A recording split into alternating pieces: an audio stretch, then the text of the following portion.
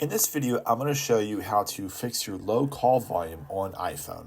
So that can happen sometimes, and there could be a couple of reasons. So let's just take a look at it. So what you want to do is go to your settings, and scroll down to where it says accessibility. So go to accessibility, and then go down to touch. And then from here, go all the way down to call audio routing. And here you have a couple options where when you get a call, it will automatically default to something else. So you have automatic Bluetooth headset and speaker. You can really just choose any setting you want. I would recommend not having it on Bluetooth headset, just in case you're not using your earbuds or anything like that.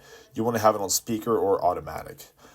Another thing to do is actually take a look at your actual speaker on your iPhone. So if you were to look at your iPhone from a distance, at the very top where you put your actual ear at is a speaker that you might have to just clean out. You know, it can get clogged, it can get dirty over time, and it just might be muffling your actual volume.